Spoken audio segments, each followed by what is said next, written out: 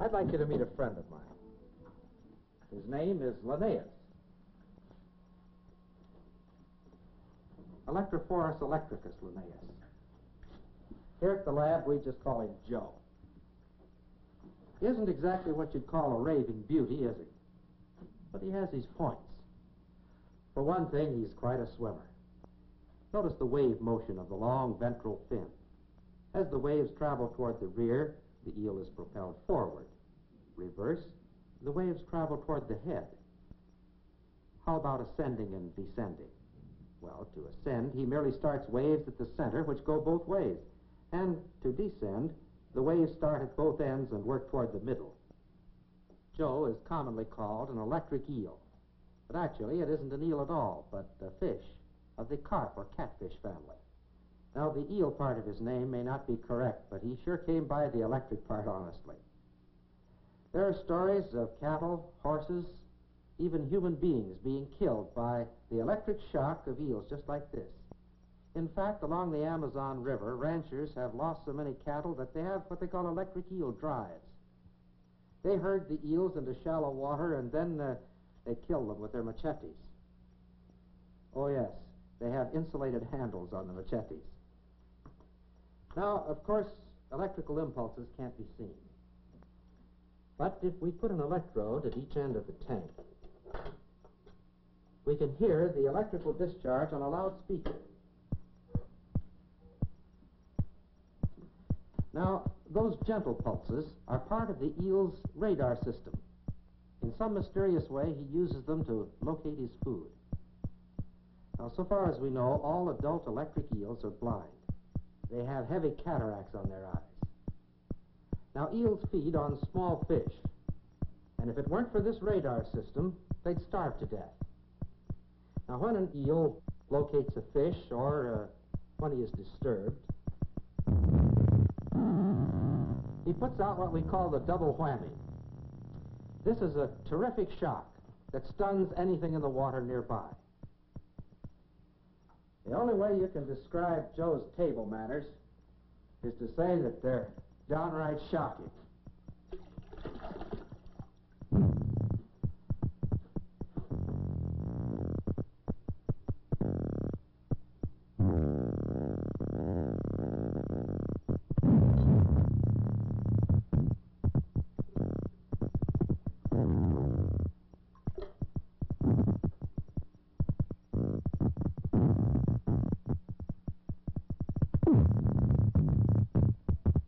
The electric eel, unlike most fish, is an air breather. It must rise to the surface from time to time for air.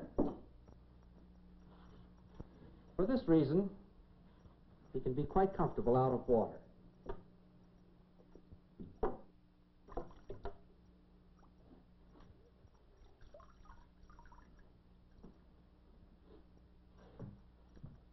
Now, the vital organs of the electric eel are all in the front 10 inches of his body. The rest is pure power plant. And believe it or not, he can generate more than 500 volts. Here we have a bank of 36 neon lamps. We'll connect these to our eel electrodes. Now, of course, the eel is designed to operate in water. His electrical system doesn't function too well in air, but even under these conditions, he should give us enough power to light the lights.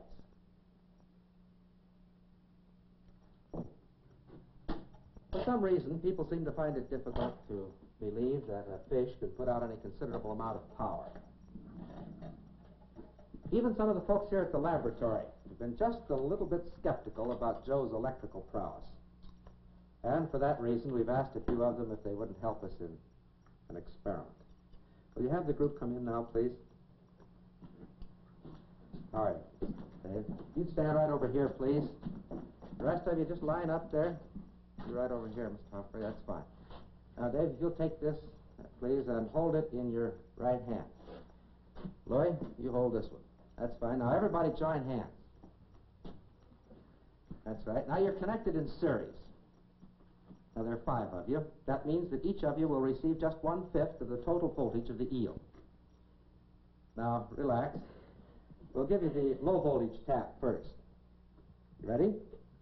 Did you feel that? Wasn't bad, was it?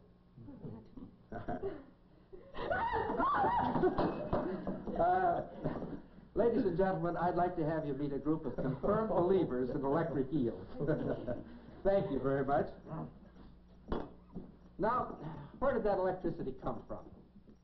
Strange as it may seem, the eel's electric tissue is made up of cells very much like the cells that make up the nerves of our own bodies. These cells are called electroplaques. Here is a crude model of one of these cells. Actually, the electroplaque is a tiny battery, 1/25 of an inch thick. Now, in a flashlight, there are 3 cells. Each cell generates 1.5 volts. 3 of them in series produce the 4.5 volts necessary for the lamp. The eel's battery produces 1/10 of a volt. 10 of them in series will produce 1 volt. Well, at this rate, it would take 5,000 of these to produce the 500 volts of the eel. Well, he's got them and then some. An eel like Joe here probably has 250,000 electric cells. Connect them in series, 5,000 of them, and you have the 500 volts. The rest of them are connected in parallel to build up the current capacity. Now, each one of these tiny batteries has an electronic switch controlled by a signal sent along the nerve fiber connected to it. When an eel wants to shock something, it throws hundreds of thousands of switches all at once just by thinking about it. But what to me is even more amazing is that when Joe's battery is run down, he can recharge them, all of them, in just 1,000th of a second. That's quite a power plant, isn't it? The eel's electrical system is composed of 3 main parts.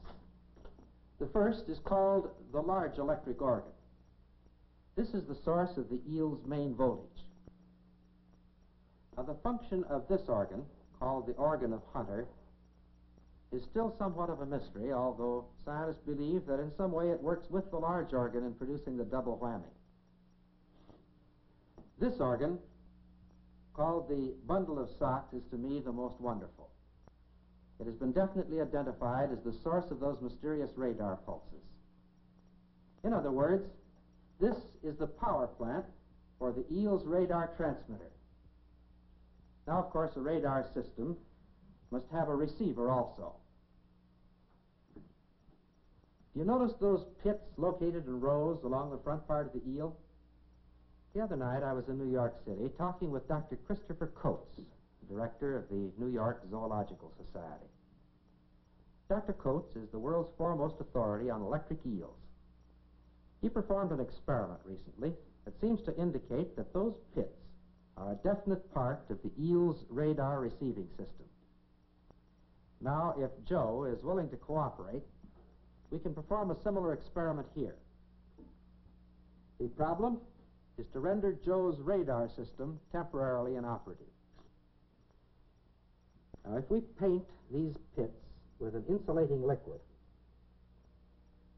and if these pits have anything to do with the radar apparatus, Joe will find it very difficult to locate a fish. Oh, he won't go hungry. This is a liquid that will wash off very rapidly.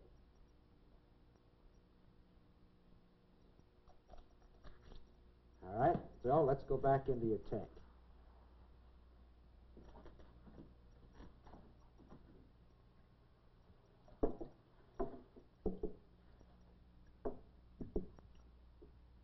That's right. Come on out now, like a good fellow.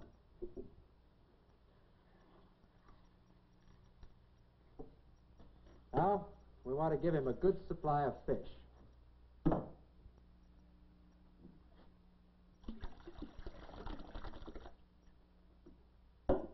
All right, Joe is surrounded by his favorite delicacy, baby trout. But for the next few moments at least, those fish are just as safe as if there weren't an electric eel within 1,000 miles.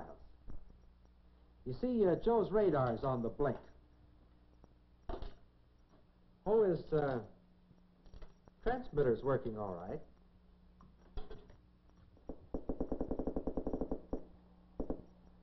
He's still putting out those radar pulses. Actually, it's his receiver that's not operating. Now, let's think for just a moment about what that means. To a certain extent, we can locate objects with our ears. We can tell roughly the direction from which a sound is coming. But you know, if I were blindfolded, I'd sure hate to try to catch a greased pig simply by listening to its squeal. But this problem, compared to Joe's, is relatively simple. You see, sound travels 1,100 feet per second in air. But Joe's radar pulses travel at the speed of light, 186,000 miles per second. This means that an electric eel's radar system must be able to interpret time difference that is less than 1/1000th of a second. This is so amazing as to be almost beyond belief. Yes, Joe, you're quite a fellow.